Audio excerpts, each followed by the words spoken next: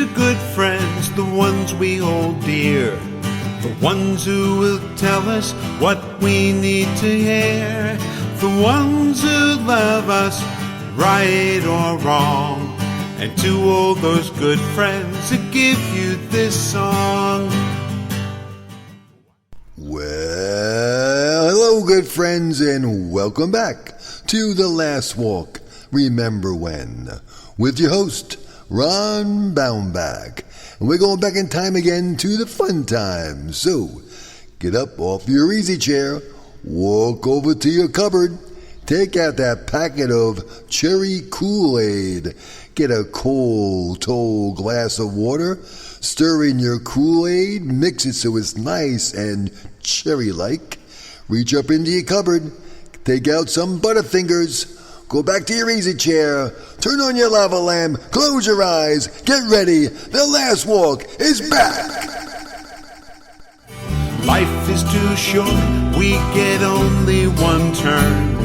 With luck we find beauty, but we sometimes get burned. But if you've had a true friend, or perhaps love, you've experienced the peace of heaven above.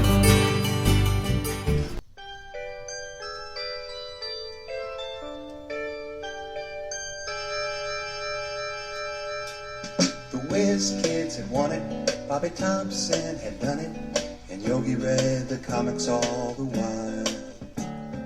Rock and roll was being born, marijuana we would scorn. So down on the corner the national pastime went on trial. We're talking baseball, Klazuski, Campanella, talking baseball. The man and Bobby Fella, the Scooter, the Barber and the Nuke.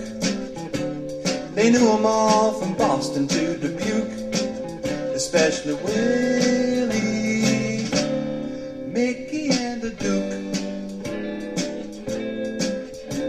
Well, KC was winning, Hank Aaron was beginning, one Robbie going out, one coming in.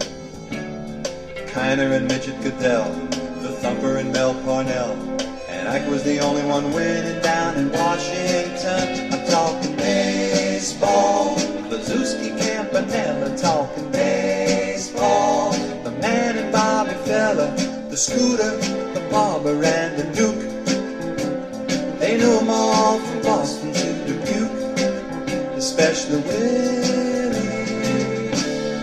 Mickey and the Duke. Isn't that a great song? Terry Cashman's Talking Baseball, Willie, Mickey, and the Duke. I love that song, and I love baseball. And we're going back in time to my fourth show about the saga of my back. We last left, we had Larry Benoit, my brother Dick, got him to visit me from the New York Mets. And I love baseball. And I feel so bad now with what's going on with the billionaires against the millionaires. All of us sitting back, 40 million people out of work. We have millions of people who are really devastatingly affected by this COVID virus. 100,000 plus have passed away. And we have billionaires and millionaires fighting over the mighty dollar. How sad. I feel bad for the 7-year-olds, the 10-year-olds, the 20-year-olds, the 70-year-olds who can't talk baseball. We talk dollars and cents. Let's go back and play the game we all love. Let's talk baseball. And thank you, Terry Cashman, for bringing that song to us. Those were the days.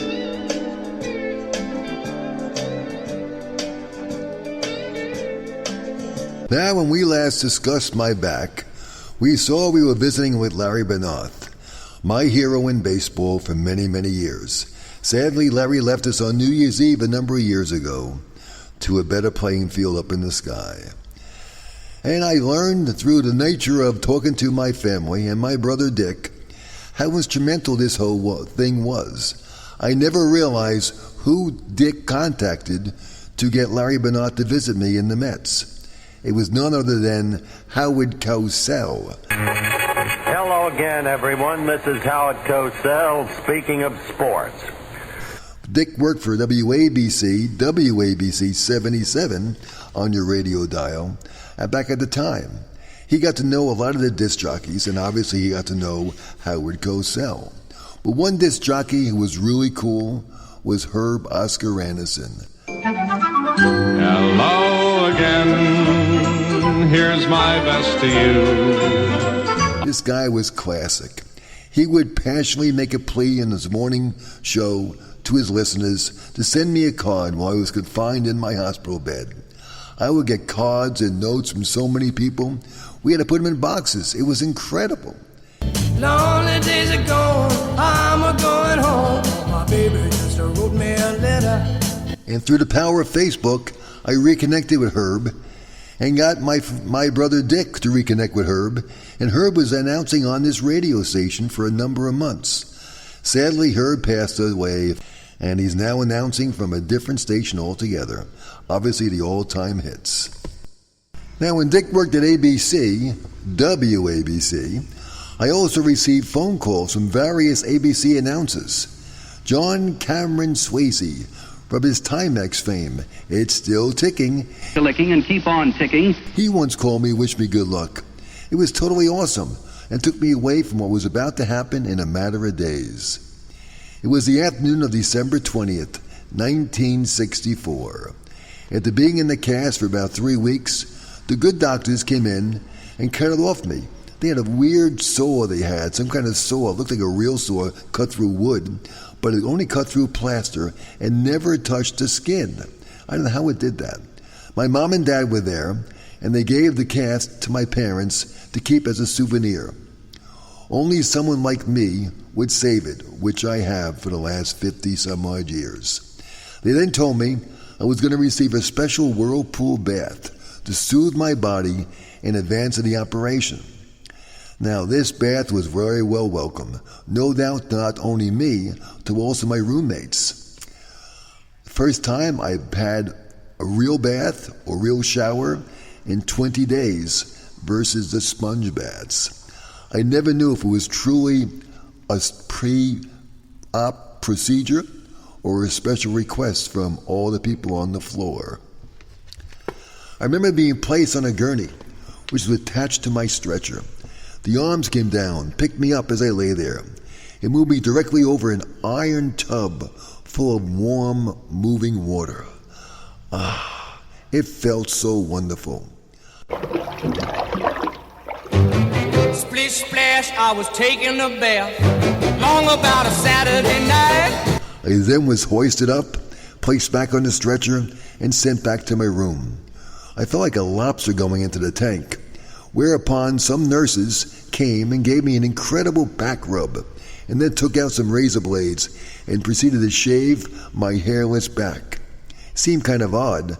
I had no hair on my back, now I have no hair on my head, but who was I to question? The back massage felt wonderful.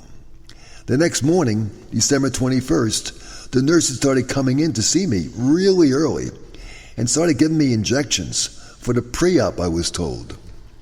Then along came the ambulatory crew, the guys with the stretchers. They came to get me. 4 of them picked me up, as I was not allowed to stand up. And I knew I could stand up, but they wouldn't let me. So they picked me up, 4 of these people, put me on the stretcher. The stretcher and me were like a team. Who needed a car or a bicycle when you had your own stretcher? This was my wheels.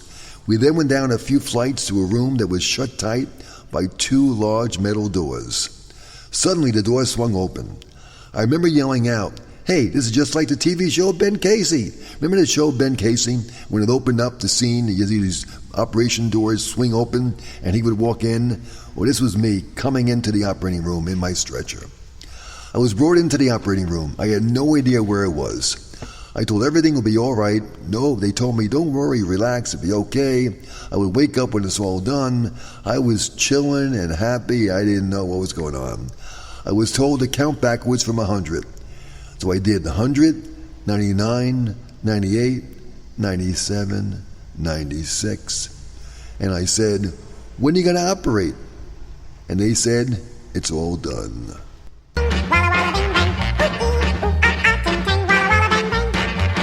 Amazingly, the 4-hour spinal surgery operation was now over. I was in a recovery room, fading in and fading out. I had no clue where I was. As I was wheeled back to my room, however, I heard the nurses positioning themselves to put me back on my bed. Now, while I know the nurses were truly careful, I know they meant well. It certainly felt like I was swung on a count of 1, 2, 3 from the stretcher to my bed. It was excruciatingly painful. I let out a yell from the pain that could be heard all through the halls, I would think. Now, one of the doctors said, I believe he was a doctor, "Don't worry, Ron, you will never remember this." I did, and remember telling him, "Doctor, I will never forget you saying that," and I never had, but not much else. The next 4 or 5, 6 days were blank, but I remember that pain of going into the bed from the stretcher. And then I basically slept. Remember my mom and dad coming into my room, perhaps my brothers Jerry and Dick. I was heavily drugged. I looked at a bag of intravenous blood that was attached to my bed and slowly entering my body. I saw all sorts of family and friends' faces in the bag. I had no clue what was going on. I just saw these people's faces and say to my mom, "Hey, there's Uncle John, there's Uncle Jim. Who are those guys? There's my friend Don Becker." My mom must have freaked out. She kept looking at me saying, "There's no one there, Ron." And then all of a sudden I fell into a real deep sleep.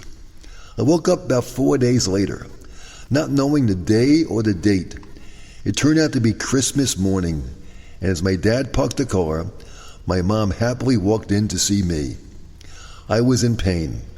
I was ticked off. I had no clue I would be going through this kind of surgery, and I proceeded to rip into my mom for putting me through this. I'm sure she felt terrible, but she never, ever, ever, ever brought it up to me again. Never. Never one word. I'm sorry, so sorry. It was a side of me that I certainly didn't like, and I blamed it all on the drugs that I was given for the last 4 or 5 days. For that one single reason, and that one single strong reason, when I later went on to college, which is during the age of Aquarius, with all people tripping out, smoking pot, hallucinating, experimenting, whatever it might be, I never partook in it.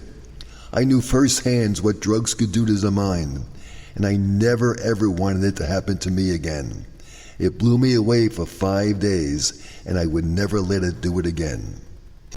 Now, during the course of the day, I did calm down, and we did celebrate our family Christmas, again without my sister Deb, because she was still not allowed to visit me, even on a major holiday, which blew my mind.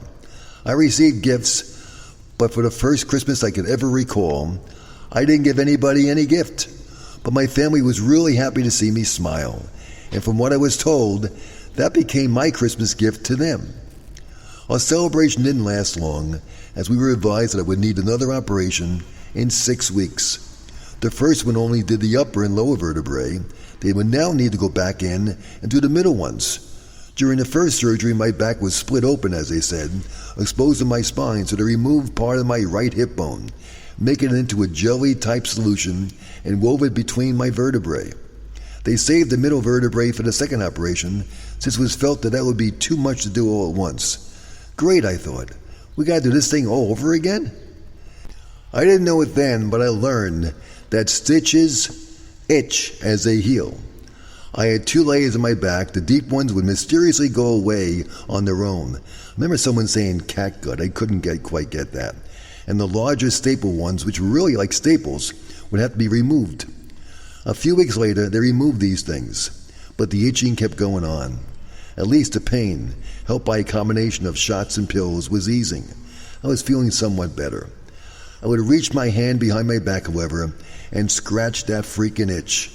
I later learned this was not the right thing to do. Slowly my body was being infected, so slowly it didn't show up on the blood test. Till one morning I woke up in a bed pool of not good stuff. The staff rushed in, found that I had a seriously contagious staph infection. I was placed in isolation, all locked up alone in a room. Everyone had to wear these white gowns when they came in to visit me. Visiting hours were limited, and even then only upon the approval of the hospital. My guests also had to wear these special sterilized white gowns, not just a white gown, but a sterilized white gown. One day my Uncle Eddie, who was a real character, our family Groucho Marx, one of my dad's older brothers, came to visit me, all by himself. He ignored the large signs, robes, and warnings, and crashed into my room. I was thrilled to see him.